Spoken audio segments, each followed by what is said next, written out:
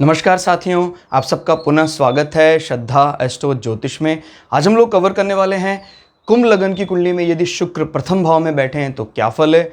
हम ये भी कह सकते हैं कुंभ लगन की कुंडली में कुंभ राशि का शुक्र किस प्रकार का फल देता है। इससे पहले हम लोग चैनल में सूर्य से लेकर बृहस्पति तक की कंप्लीट वीडियो रिकॉर्डिंग अपलोड कर चुके हैं। कोई भी व्यक्ति भृगु सरल पद्धति को आधार बनाकर ज्योतिष को सीखना चाहता है, हमारे चैनल को सब्सक्राइब कर सकता है। हम जल्दी ही सूर्य से लेकर राहु केतु तक 9 के 9 ग्रहों का 12 अलग अलग लग्न की 12 अलग अलग राशियों में फल को अपलोड करने वाले हैं।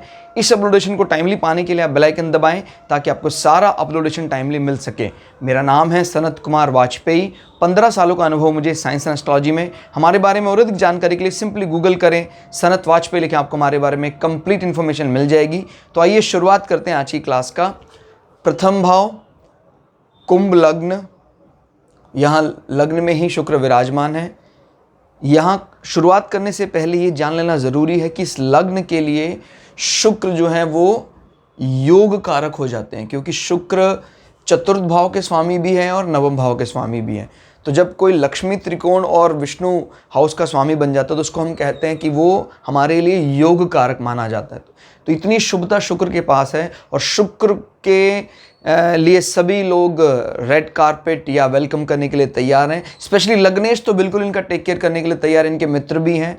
तो जब कुंभ लग्न में शुक्र बैठे होते हैं तो आदमी की पर्सनालिटी पर 4 चांद लगा देते हैं। कुंभ लग्न वाले वैसे भी व्यक्ति शनि के उस प्रभाव से प्रभावित होते हैं जहाँ पर लाभ दृष्टि ये लोग रखते हैं। बेमतलब के वाद विवाद करने से कोसों दूर रहते हैं, बेमतलब का वाद विवाद बिल्कुल पसंद नहीं करते हैं। शर्त लेकिन ये है कि इस लग्न का जो स्वामी शनि है वो अच्छी अवस्था में हो।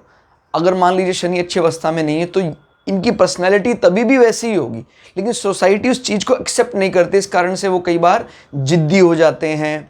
क्लियर होगा? तो यानी उस चीज़ को कहते हैं अवसाद के शिकार बन जाते हैं। याद रखिएगा, लग्न ये तय कर देता है कि आदमी की जो डिज़ायर है वो किस तरफ जाना चाहती है। लेकिन अगर लग्न का स्वामी सपोर्ट नहीं कर रहा है, लग्न का उसको बल नहीं मिल रहा है, तो फिर वो वैसा होकर भी वैसा नहीं हो पाता है। इसीलिए को बोलते हैं कि भाई व्यक्ति चिड़चिड़ा बन गया, डिप्रेशन में चला गया। उसने सोचा था कि जीवन ऐसे जीना चाहिए, लेकिन अगर लग्नेश का सपोर्ट उसको नहीं मिला तो लग्नेश का सपोर्ट बहुत ज़रूरी है। क्लियर हो गया? अब यहाँ पर शुक्र प्रथम भाव में बैठ गए तो पर्सनालिटी बहुत ज़्यादा चार्मिंग पर्सनालिटी होगी, रूप सौंदर्य होगा, मन को लुभावने वाला इनका रूप होगा और कलाओं के जानकार, संगीत में रुचि होगी। क्लियर हो गया?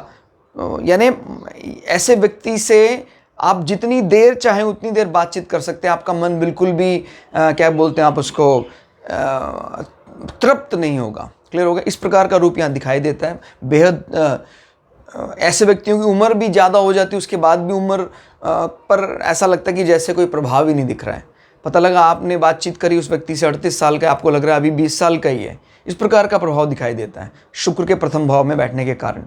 और क्योंकि शुक्र यहाँ पर अपना एक एजेंडा, याद रखिएगा, किसी प्लैनेट का सिटिंग और उसके जो हाउसेस हैं वो क्या बताते हैं। किसी भी हाउस का अर्थ होता है इस शुक्र को एक एजेंडा दिया गया है कि भाई आपको 4th हाउस को और 9th हाउस को किसी तरह कंप्लीट कराना। आप किसी भी तरह से आप इनको कंप्लीट कराइए। तो एजेंडा इनका ही है, लेकिन रिसोर्सेज इनको कहाँ से मिलने वाले हैं, किन वस्तुओं के उपभोग के जरिए अपने एजेंडे को फलीभूत करा सकते हैं। तो इनको लग्न में यानी आपके 1st हाउस में आपकी पर्सनैलिटी, आपकी बुद्धि, इन चीज़ों पर आपको अधिकार मिल गया है शुक्र को। तो शुक्र अपने इस एजेंडे को पूरा करने में इस प्रथम भाव का इस्तेमाल करते हैं। सभी प्लैनेट की दृष्टि जो है देखने की ऐसे ही रखनी है आपको कि भाई जैसे मान लीजिए सूर्य का एजेंडा क्या है इस कुंडली में।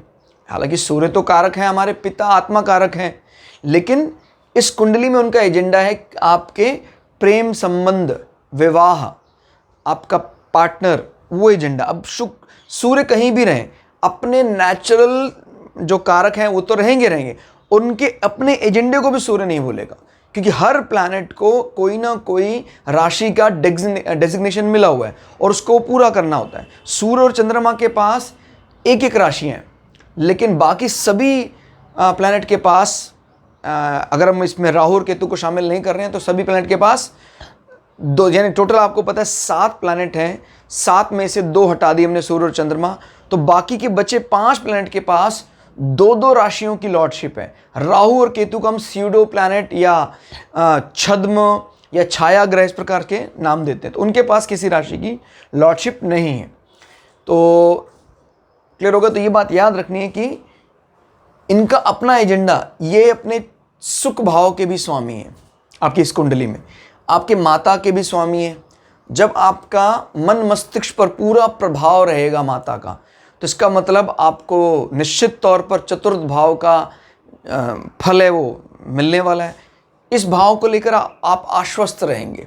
क्लियर हो गया। मन बुद्धि में एकदम शांति का माहौल बनाए रखेगा। हर बार यहाँ का स्वामी ऐसा बैठता है तो अच्छा ही फल देता, कोई ज़रूरी नहीं है। मान लीजिए एनिमी साइन में बैठता तो वो उसके अगेंस्ट जा सकता था, लेकिन अभी ये फ्रेंडली साइन है और वो भी ना सिर्फ उसके लॉर्ड को पसंद करते हैं, इस राशि को भी शुक्र पसंद करते हैं। आपको पता है कुंभ का मतलब बेमतलब के वाद विवाद नहीं करता है शुक्र। क्लियर हो गया। कुंभ राशि में, मकर राशि थोड़ी एग्रेसिव राशि है, इसके स्वामी को हालांकि शुक्र पसंद करता है, लेकिन मकर राशि को इतना ज़्यादा एंजॉय नहीं करते हैं शुक्र। तो चतुर्थ भाव से संबंधित जब भी आपको माता का यश सम्मान देखना हो तो यहाँ से दशम में देखा जाता है, यानी प्रथम भाव से देखा जाता है। अब शुक्र बैठे यहीं पर ही आपके जीवन में आपके सम्मान का कारण, आपके माता का सम्मान, ये माता का यश रहेगा, उनका एक महत्वपूर्ण योग दिखाई देता है। क्लियर होगा। वैसे भी वृषभ जब हमारे हाउस में आता है तो बड़ा अच्छा चार्मिंग सा माहौल रहता है हमारे घर में, कुटुंब में। क्लियर हो गया। इट इज़ हाउस और एज वेल एज कालपुरुष की कुंडली में द्वितीय भाव यानी कुटुंब को भी रिप्रेजेंट करता है। तो सच में किसी घर को घर कहने लाने लायक जो उसके अंदर आत्मीयता होती है, हमारे स्नेही जन, हमारे रिश्तेदारों का जो जमघट होता है, वो आप इंजॉय करते हैं अपने घर में, बहुत अच्छी बात है।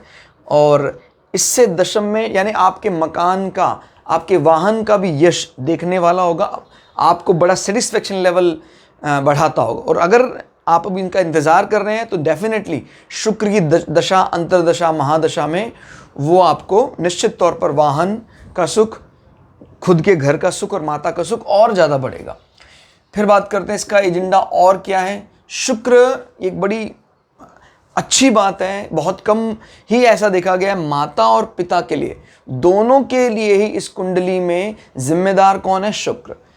क्लियर हो गया। अगर कुंभ लगन की कुंडली है तो माता और पिता का स्वभाव जनरली एक ही प्लैनेट अगर टेक केयर करता है तो हमें बहुत मेहनत नहीं करनी पड़ती है माता और पिता को एग्री कराने में। तो शुभ आशीष दोनों का रहेगा आपके जीवन में। पिता भी आपके सपोर्ट में है और पिता के सपोर्ट से ही आपका मन, मस्तिष्क, आपका शरीर पुष्ट है। एक प्रकार से आपको जन्म से एक प्रकार से एक आशीर्वाद मिला है कि आप शांत रहते हैं। आपको भाग्यवान बनाने में आपके पिता का एक बहुत बड़ा इम्पॉर्टेंट रोल है। हालांकि अगर हम शास्त्रों की बात करें तो शास्त्र सभी कहते हैं कि भाई माता पिता तो सभी के लिए भाग्यवान है, लेकिन कुंडली में कुछ विशेष चीज़ें देखकर में जान जाते हैं कि वो भाग्य का फल आपको तुरंत ही जीवन के शुरुआती दौर से दिखाई देने लग जाता है। आप अपने आप को भाग्यशाली मानते हैं, कारण आपका 9th हाउस, और क्योंकि इन दोनों के स्वामी एक ही हैं तो इसमें आपका सुख भाव भी शामिल हो सकता है। यहाँ से गिनते हैं अगर 1 2 3 4 5 अपने से पंचम बैठा है। क्लियर हो गया। तो कभी भी पिता द्वारा लगाया गया कोई सडन प्रॉफिट, सडन गेन, उसका अंदाज़ा भी हम प्रथम भाव से लगाते हैं। तो आपके पिता के जीवन में काफ़ी ऐसे अचानक फ़ायदे होंगे, और अगर वो आपकी कुंडली में दिखा रखा है तो वो पिता का फ़ायदा इनडायरेक्टली डायरेक्टली आपको ही मदद करने वाला है। क्लियर हो गया। तो ये बहुत अच्छी बात है। और इसमें शुक्र की दृष्टि की बात कर लेते हैं। शुक्र यहाँ बैठकर सप्तम भाव में नजर बनाए हुए हैं। क्लियर हो गया। सप्तम भाव हमारे मैरिटल लाइफ का भाव होता है, हमारे रिलेशनशिप का भाव होता है, हमारे बिजनेस पार्टनरशिप का हाउस होता है।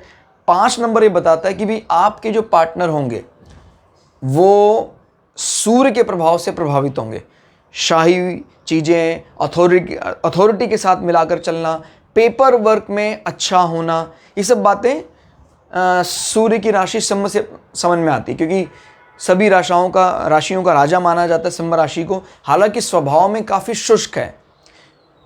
शुक्र की नज़र इनको रोमांटिक करने का प्रयास ज़रूर करेगी, लेकिन इनमें एक तनातनी का माहौल रहता है, यानी कुंभ लगन का जो भी जातक होता है उनका पार्टनर उनके मुकाबले थोड़ा रूखा माना जाता है। क्लियर हो गया?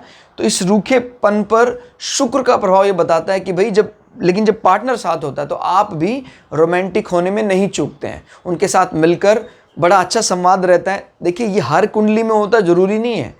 जैसे शुक्र की कोई ने दृष्टि नहीं पड़ रही है तो वो हार्ड ही रहेंगे, पोलाइट नहीं होना चाहेंगे, लेकिन शुक्र दृष्टि डालकर इस हाउस में एक प्रकार का पोलाइटनेस, एक प्रकार का चार्मिंग नेचर ऐड करने का प्रयास करेंगे। मैंने प्रयास इसलिए बोला है क्योंकि इस राशि का फुल सपोर्ट शुक्र को नहीं मिल रहा है। ना तो सूर्य शुक्र को पसंद करते हैं, ना ही शुक्र सूर्य को पसंद करते हैं, बट फिर भी एड ऑन तो रहेगा ही रहेगा। क्लियर हो गया?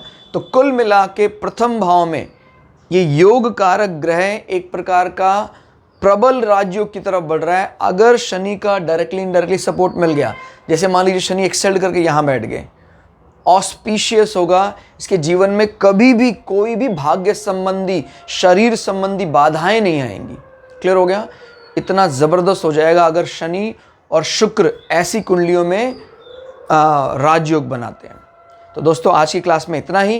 क्लास आपको कैसी लगी कमेंट करके जरूर बताइएगा। मिलते हैं अगली क्लास में, तब तक के लिए जय श्री भगु पराशरा, जय श्री शुक्राचार्य, नमस्कार।